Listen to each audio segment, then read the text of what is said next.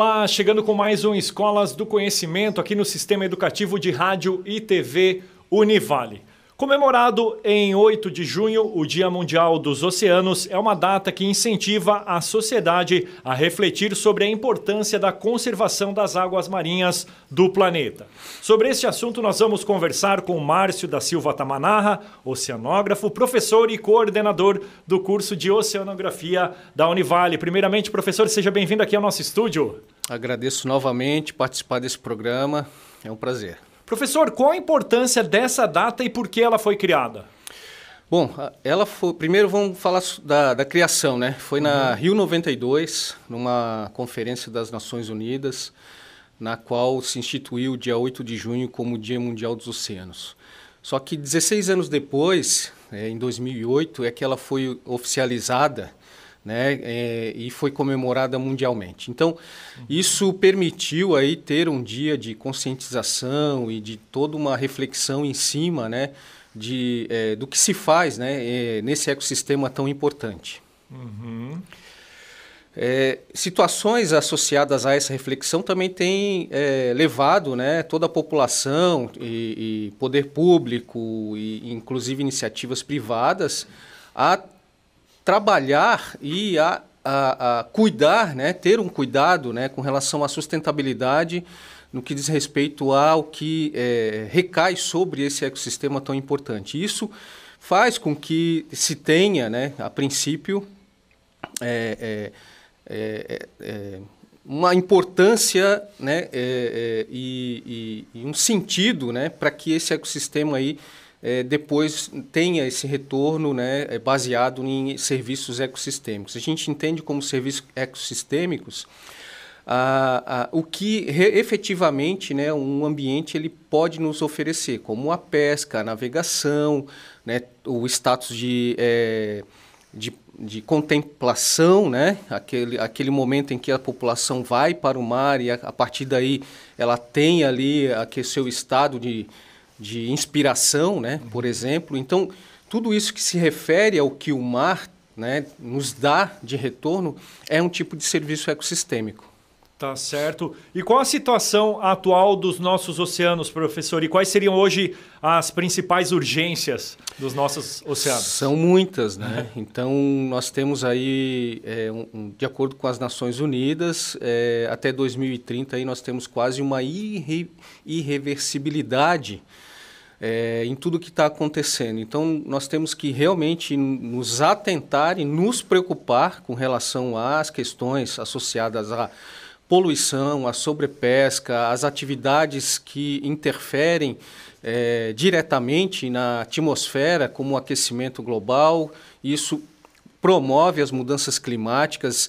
Então, são fontes que são somatizadas, são somadas, e isso causa uma magnificação tremenda que vai levar como consequência, né, toda essa mudança climática, aumento de chuvas, tempestades, aumento de ressacas, aumento de todos os eventos, né, ou catástrofes naturais que a gente tem percebido que estão aí aumentando em intensidade e frequência.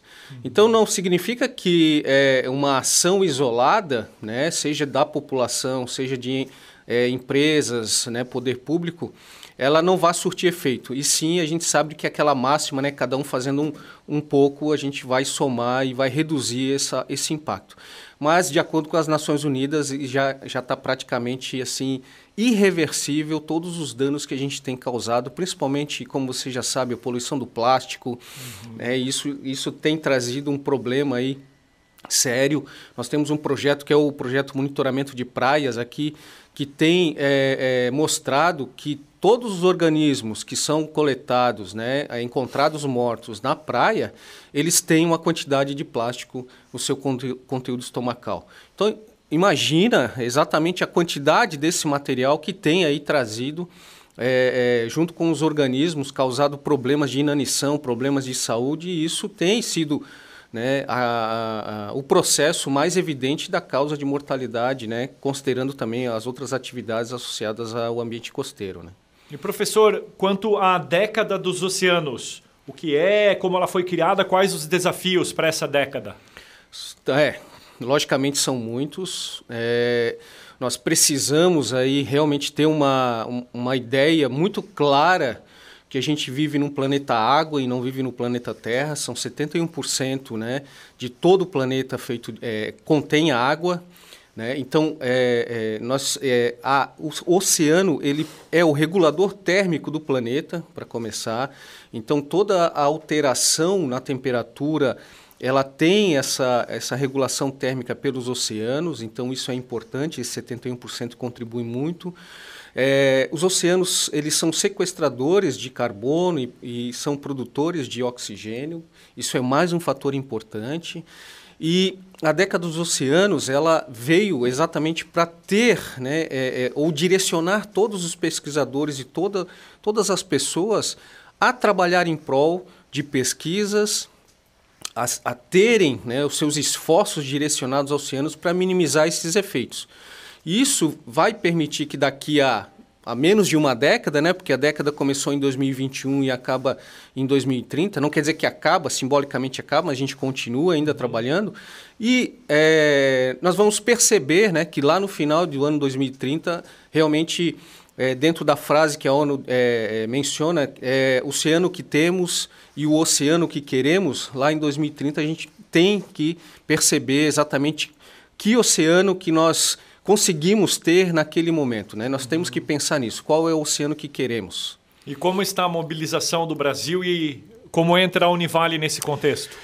Importante, né, essa pergunta, cara, porque isso é uma questão mundial, não é simplesmente a década dos oceanos, vamos dizer assim, é uma comemoração em que todo mundo, né, diz ok, beleza, muito bacana, mas é uma década, um momento de trabalho, muito mais de trabalho do que realmente a gente conseguia aí tá sempre mencionando, comemorando, importante também. No Brasil, o Ministério de Ciência e Tecnologia ele tem se dedicado à década, foi a partir de 2017 a ONU ela implementou a década dos oceanos. Percebam bem que não é uma iniciativa de um órgão governamental, e sim, né, das organizações das Nações Unidas. Né? Então, ela tem observado muito o que acontece no planeta e ela implementou isso em 2017. E a partir de 2020, praticamente todas as nações começaram a se preparar para a década.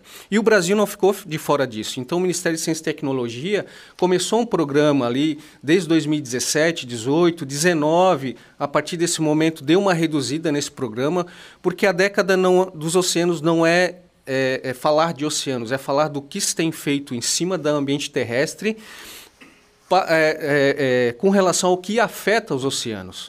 E a partir daí, todas as atividades humanas que têm sido realizadas aqui, né, no ambiente terrestre, todo esse resíduo efluente, tudo que a gente produz, isso acaba chegando nos oceanos. Então, a partir desse momento, a gente tem que pensar nos oceanos, mas muito mais no que nós estamos fazendo aqui na nossa vida cotidiana, como, por exemplo, separação de resíduo sólido, o que o município está fazendo com o tratamento de efluente, o que as empresas estão fazendo com os seus manufaturados, se existe logística reversa, por exemplo, de baterias, porque contém muito mercúrio e cádmio, o que está sendo jogado nos aterros sanitários, como é que isso está sendo tratado, como é que está sendo a política ambiental dentro das empresas. Então, é uma série de atividades que, em conjunto, nós vamos chegar lá no final e a gente vai ter ali o oceano que queremos. Então, isso é uma situação em que tem um pesquisador que falou, a partir de 2020, se eu não me engano, que nós não estamos mais... nós estamos, aliás, no antropoceno, ou seja, é uma era em que o ser humano ele está realmente influenciando o clima no planeta, influenciando todas as atividades que têm acontecido aqui, e isso sim vai ter uma repercussão negativa se continuar. Tá certo, então nós conversamos com o professor Márcio da Silva Tamanarra, coordenador do curso de Oceanografia aqui da Univale. Professor, obrigado pela sua participação. Obrigado novamente, espero estar em outra oportunidade aqui. Com certeza. Esse foi mais um Escolas do Conhecimento. Até a próxima edição.